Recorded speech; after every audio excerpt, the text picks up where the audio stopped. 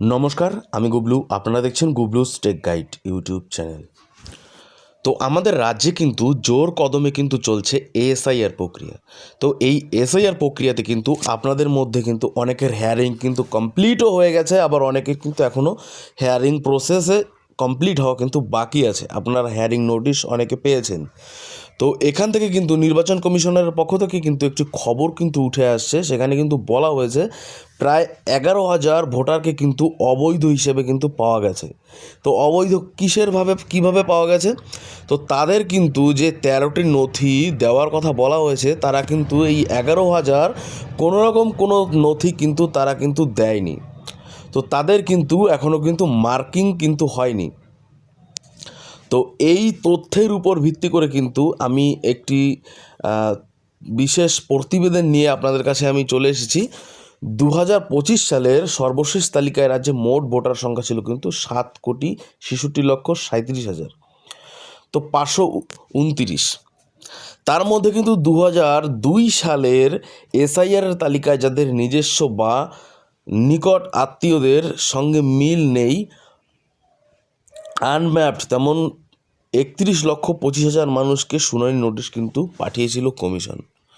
মোট ভোটার সংখ্যার তুলনায় এর হার প্রায় 4%। গত বৃহস্পতিবার থেকে যে তথ্য পাওয়া গিয়েছে তাতে 31.25 লক্ষ ভোটারের মধ্যে নোটিশ পেতে বাকি ছিল প্রায়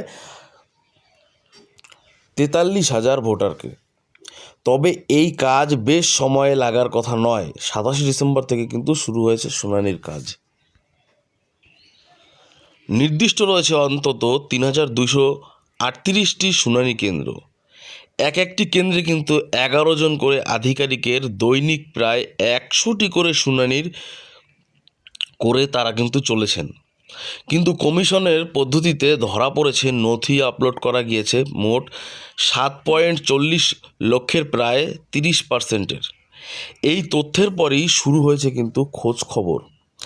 জেলা কর্তা জানাচ্ছে বাকি ভোটারদের নথি আপলোড করা যাচ্ছে না, কারণ সেগুলি সবই কমিশনের তালিকা বা নির্ধারিত বিধির বাইরের নথি।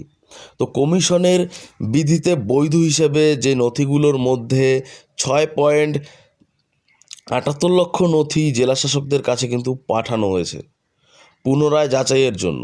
তারা এর মধ্যে এই পর্যন্ত প্রায় 1200টি নথির পূর্ণ যাচাই কিন্তু শেষ হয়েছে। তো নথি নিয়ে কেন এই সমস্যা? জেলা কর্তাদের একাংশে কিন্তু জানানো হয়েছে এসআইআর চালু হওয়ার পর থেকে কিন্তু নানা ধরনের নথি তৈরির কাজ কিন্তু শুরু হয়েছে। তারা অন্য ডোমিসাইল শংসাপত্র এবং ফ্যামিলি রেজিস্টার নিয়ে কমিশন ও রাজ্যের নথি দীর্ঘ আলোচনা হয়। রাজ্যে ব্যাখ্যা চেয়ে পাঠায় কমিশন সূত্রে খবর। স্বরাষ্ট্র দপ্তর কমিশনকে জানিয়েছে 1999 সালের প্রকাশিত রাজ্য সরকারি বিধি অনুযায়ী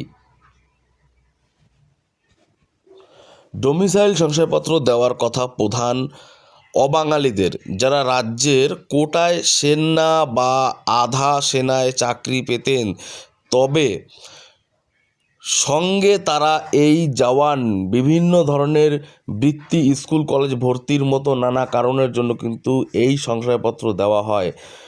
স্বরাষ্ট্র দপ্তরের রিপোর্টের পর সেই শংসাপত্র যে এসআইআরের গ্রহণযোগ্য হবে না তা ইতিমধ্যে কিন্তু জানিয়ে দিল কমিশন। ফলে জেলায় জেলায় হাজার হাজার এমন শংসাপত্র কার্যত অব্যবহৃত হতে যাচ্ছে। আবার ফ্যামিলি রেজিস্টারও দেওয়া হচ্ছিল বলে জেলা কর্তাদের দাবি। তবে এই রাজ্যে এমন শংসাপত্রের সুনির্দিষ্ট বিধি না থাকার কারণে সেই নথি গ্রহণযোগ্য কিন্তু হবে না বলে জানিয়ে দিয়েছে কিন্তু নির্বাচন কমিশন। এক জেলা কর্তার কথায় এমন নিম্নলিখিত কার্যকর না থাকায় তার আপলোড করা যাচ্ছে না, কারণ বহু মানুষ এগুলি ছাড়া কমিশনের তালিকাবদ্ধ 13টি নথির মধ্যে আর কিছুই দিতে পারছে না। তো অনেকে শুধু আধার দিচ্ছে, অথবা কমিশনের নিয়মে আধারের সঙ্গে অন্য একটি নখিল দাখিল করা কিন্তু কথা। এই পরিস্থিতিতে নথি না থাকা ব্যক্তিদের কি হবে? তা নিয়ে কিন্তু চর্চা রয়েছে প্রশাসনে।